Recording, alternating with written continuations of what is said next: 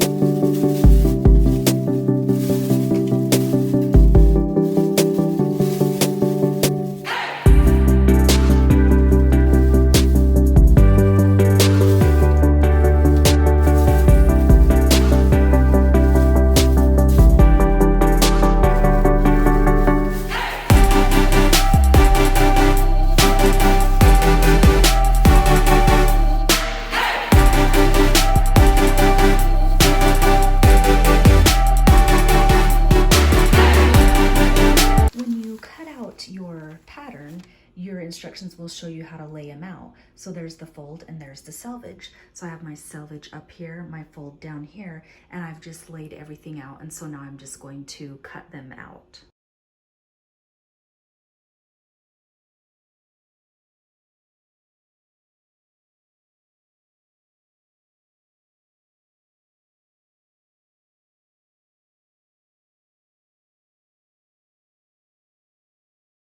And then for this curved edge, I'm just going to use my pinking shears to cut that out.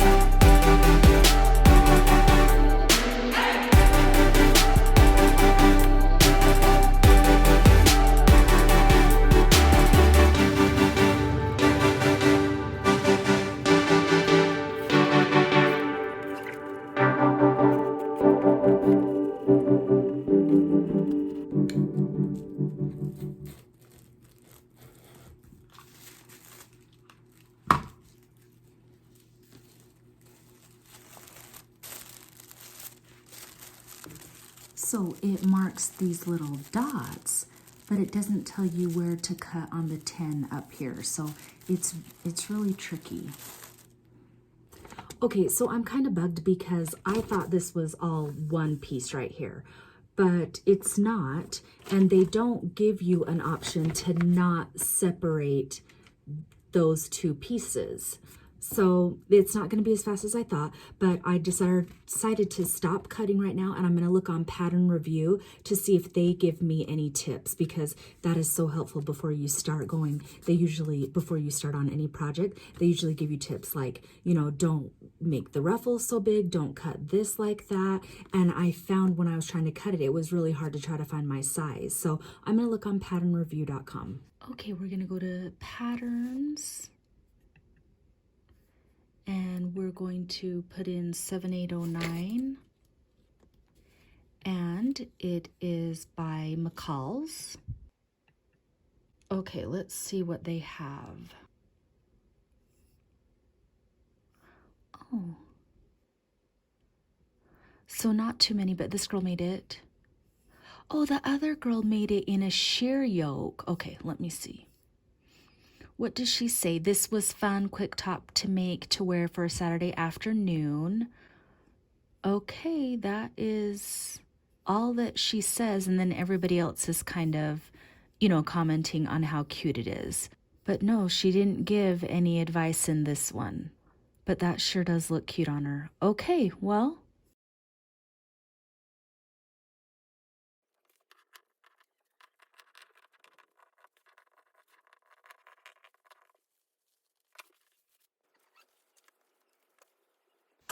Okay, so I'm still working on this pattern, and I got the top done, and it just is really bugging me because this is the top part of it, and I really want to put something right here in between when I attach the main fabric piece, but I'm just going to leave it. I'm going to leave it both fabric patterns.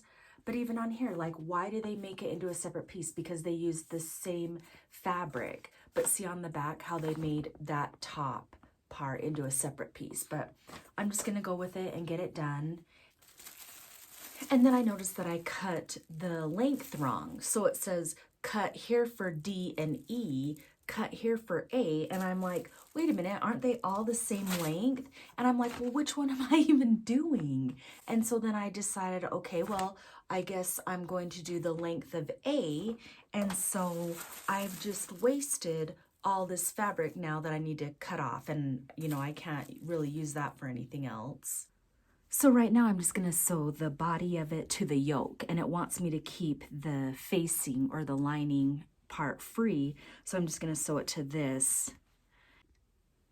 Now the instructions wanted me to do the same thing with the back, but it's just not going to work out that way. So I just serged these two pieces together. There's going to be some raw edges showing in the back, but I serged them so it's still going to look nice. And then it just wants me to pin this to the back and just sew it while keeping that part in place. So I'm just going to go and do that. Okay, so that looks really nice. So you can see that the back, I slightly overlapped it and there's no raw edges, and I just sewed it to the back of this, and I just serged on the inside.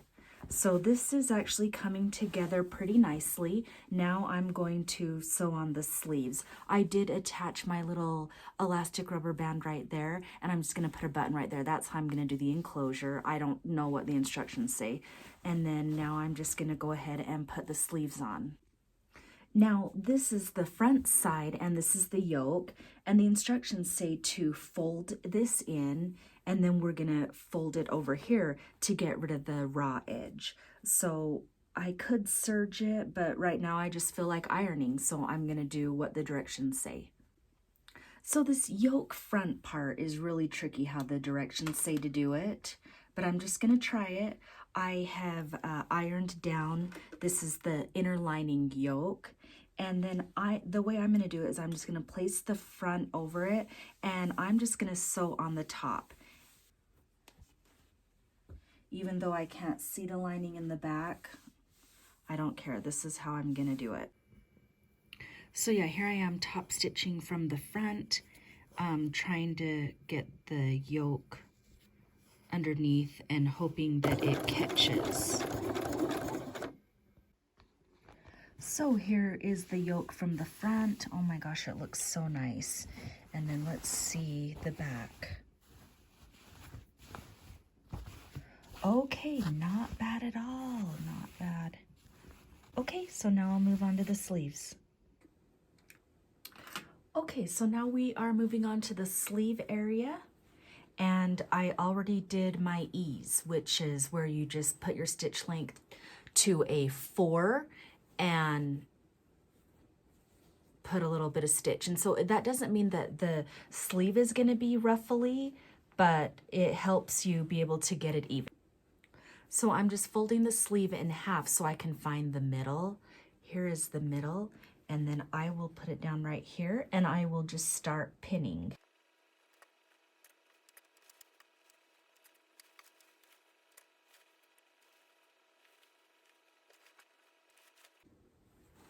So what I did is I started pinning in the middle, and then I'm going to attach it right here on this end and on this end. That way, when I get to the middle, I can ruffle it a little bit if I run out of room.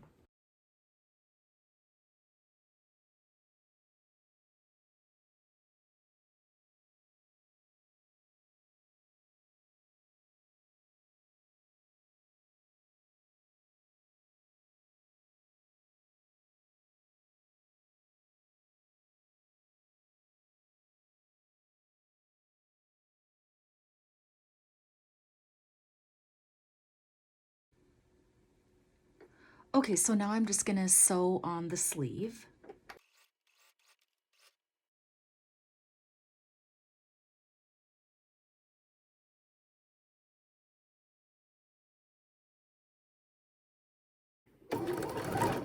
When you're sewing it, you always want to make sure that you can feel that it's flat, that there's no creases underneath.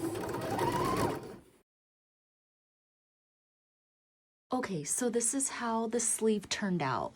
Very, very lovely. So I'm really happy with that. So now I'll get going on the other side.